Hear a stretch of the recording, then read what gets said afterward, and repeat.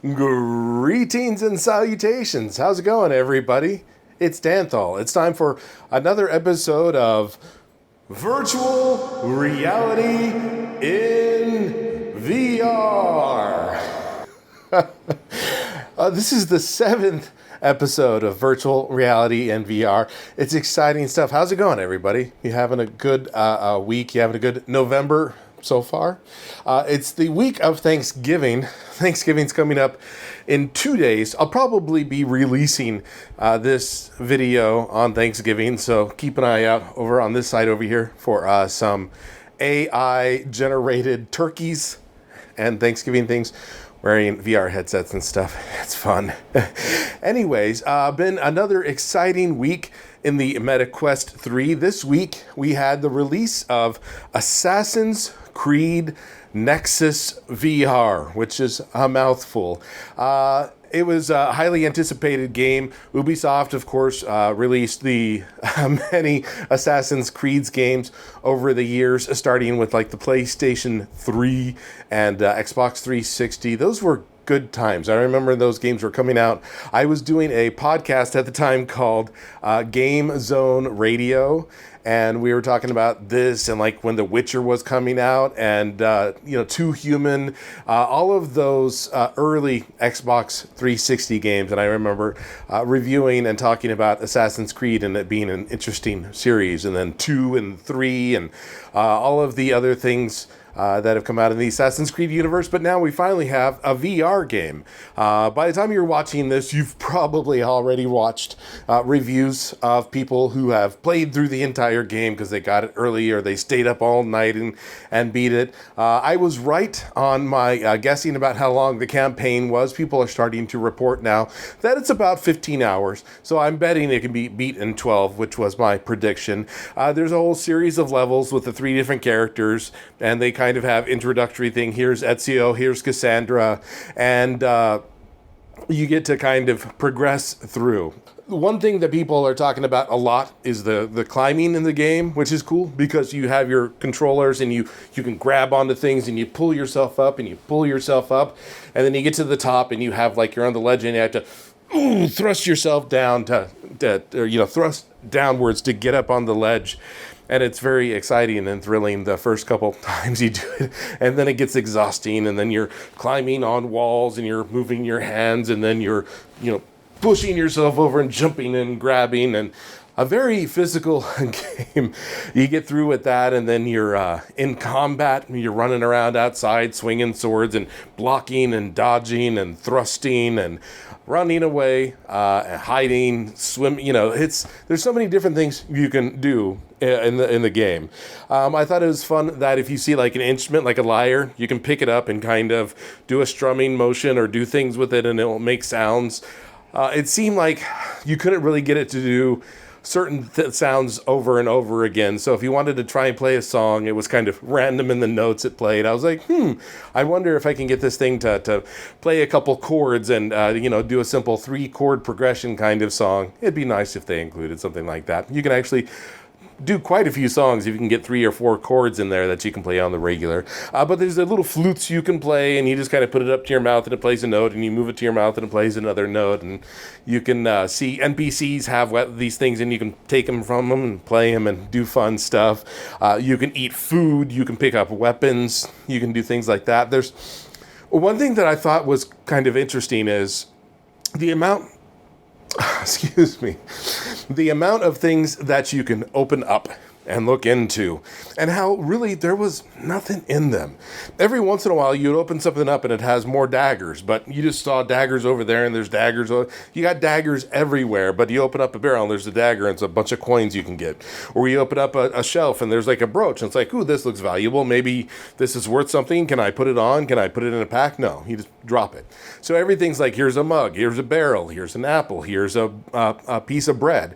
These things, you can eat the bread, you can store the weapons, but nothing to really have that Assassin's Creed has a whole thing where you're looting people. You get their money, you get their coins, you maybe get a couple potions or poisons or daggers. I thought it'd be neat if, like, after you assassinated somebody, you can rifle through their body, go through their chest, go through their legs, and they have different parts of their body you can loot and take stuff from. I don't know.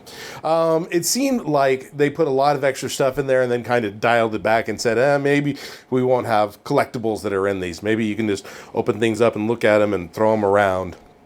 The combat is okay. It's going to take a little while to get used to it. A lot of the combat, they have the heavy training in the beginning to show you, okay, he's going to be swinging upward. You put your sword up and it blocks it. He's coming from the side, blocking from the side. Block it at the front, block it at the side. Or here's a powerful one. You have to dodge it. So you can move your body physically over here, move your body physically over here. Or you can back up, or you can... So that part of it, they had a lot of heavy tutorial stuff in the beginning. But then when you're going and playing, a lot of it's just waggle. You just grab the sword and waggle and kind of block, and then waggle and block and stab and do things like that. The best part of the game is the stealth kills. So you crouch, you get up behind them, you're kind of being sneaky, you get your blade, and you pull your blade out. You see it in all the games where you pull the trigger and your blade comes down, you stab him in the neck. That's always fun. I thought it might be fun if they suffered a little bit more in the process, but that's just me being kind of macabre there. If you shoot somebody with an arrow, they're like, dead. Dead. There's like no real death animations. My wife, tell my wife I love,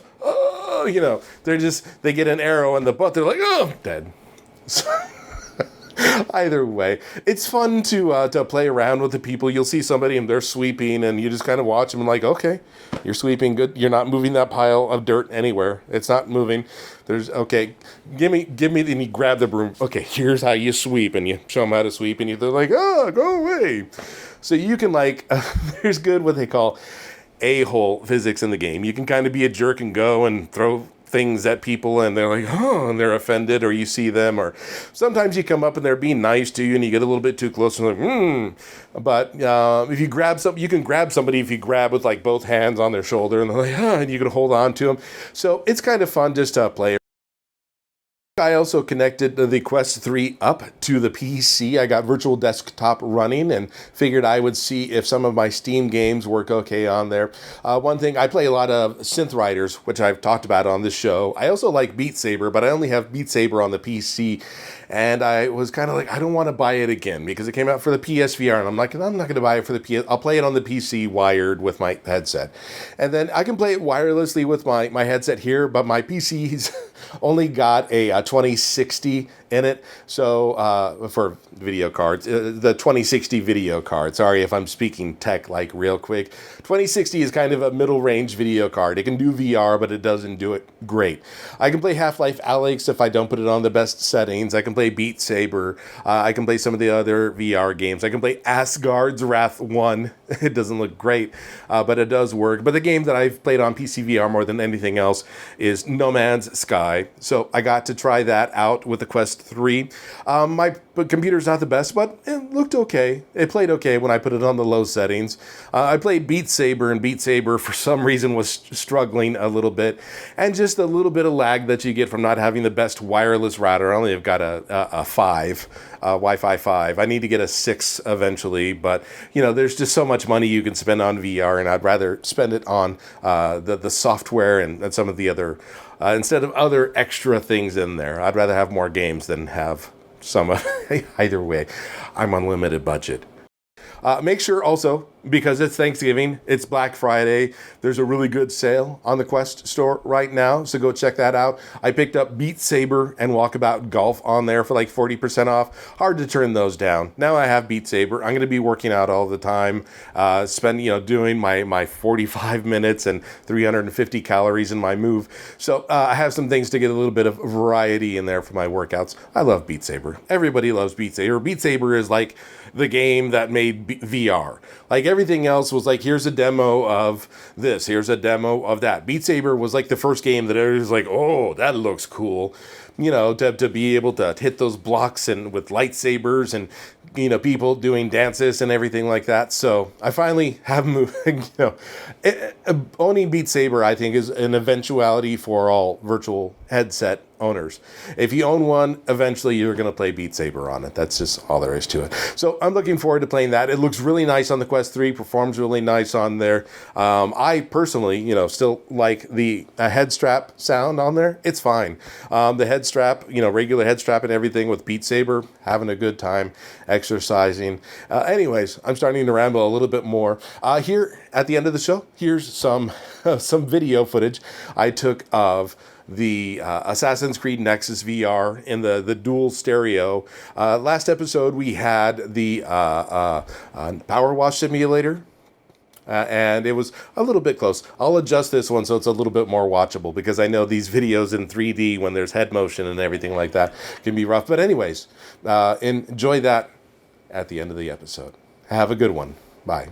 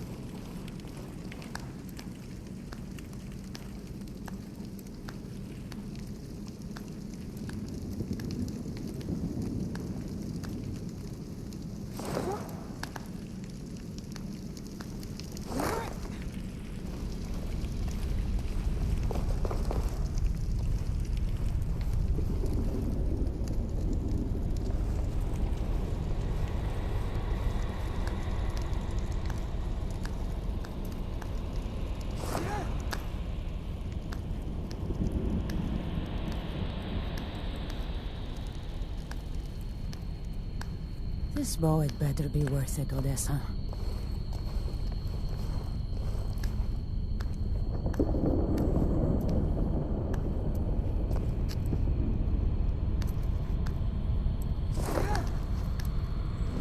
Got you!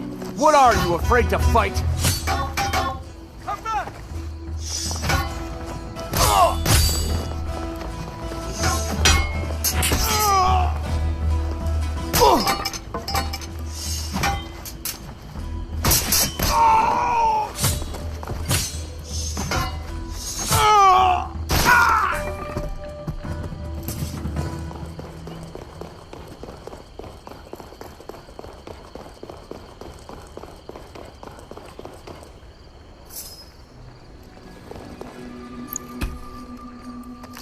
I've got you right! Somebody, please!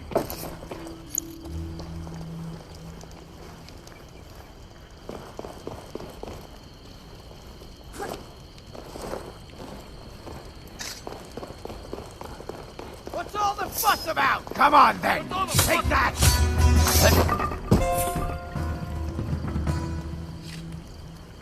I've got you right where I want you! Defend yourself! Stand and face me!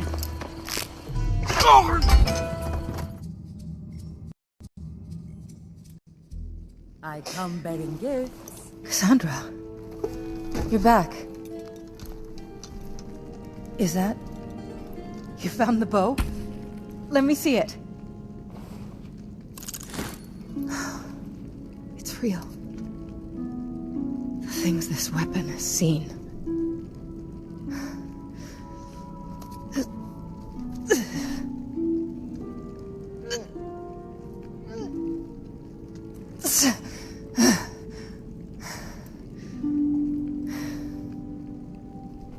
It was never made for ordinary people.